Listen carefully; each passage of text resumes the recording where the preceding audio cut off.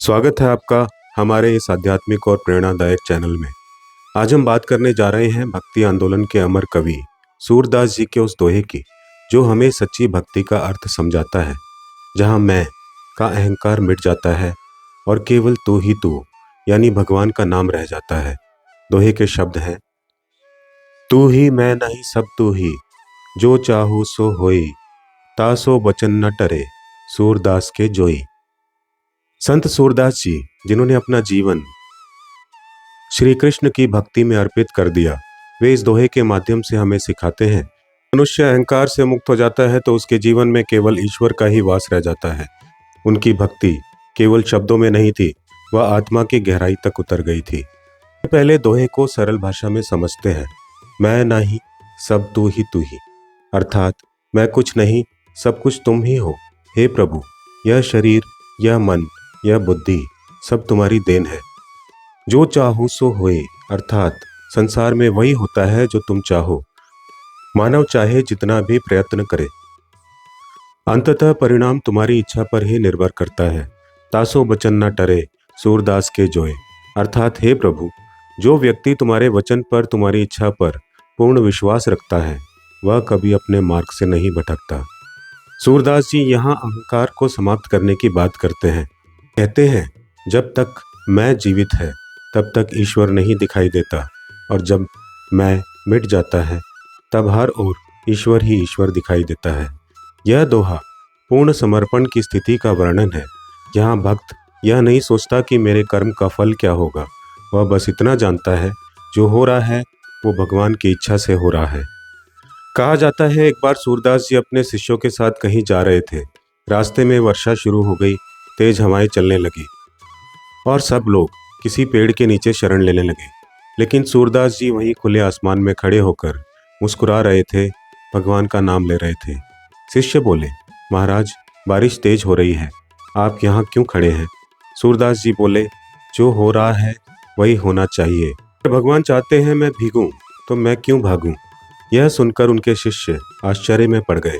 बारिश रुकने के बाद सूरदास जी बोले, जब हम ईश्वर पर पूर्ण विश्वास कर लेते हैं तो हमें किसी बात का भय नहीं रहता, क्योंकि जो कुछ होता है वही उसकी इच्छा है। दोस्तों, इस घटना से हमें ये सीख मिलती है कि ईश्वर पर सच्चा विश्वास केवल तब होता है जब हम अपनी इच्छा को उसके हवाले कर देते हैं। जब हम कहते हैं, हे प्रभु, कुछ तुम्हारे हाथ में है, तब हमारे भीतर का बोझ हल्का हो जाता है।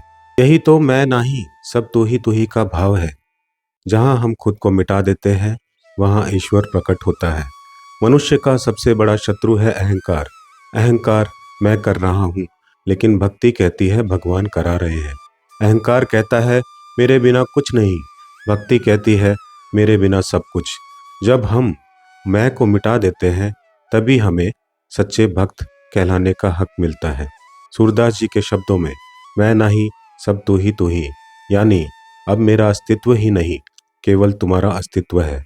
सूरदास जी की यह आस्था निर्मल भक्ति कहलाती है, जहाँ कोई स्वार्थ नहीं, कोई मांग नहीं, केवल प्रेम है, केवल समर्पण है।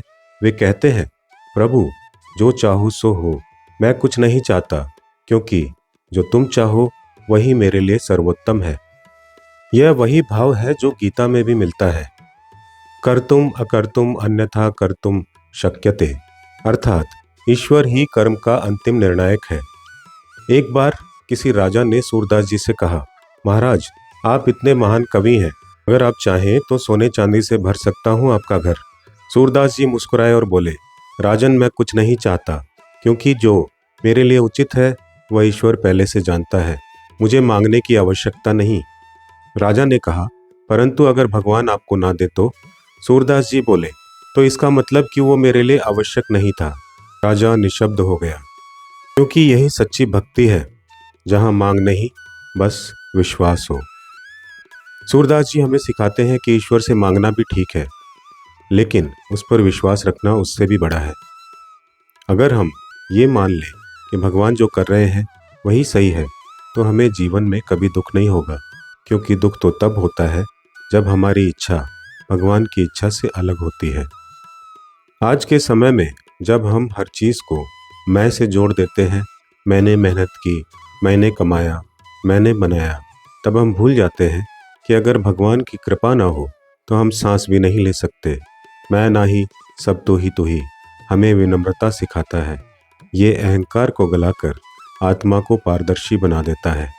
सच्चा समर्पण ये नहीं है कि हम सब कुछ छोड़ दें, बल्कि यह है कि हम ये समझ लें कि हम जो कुछ भी करते हैं वह उसी की प्रेरणा से है।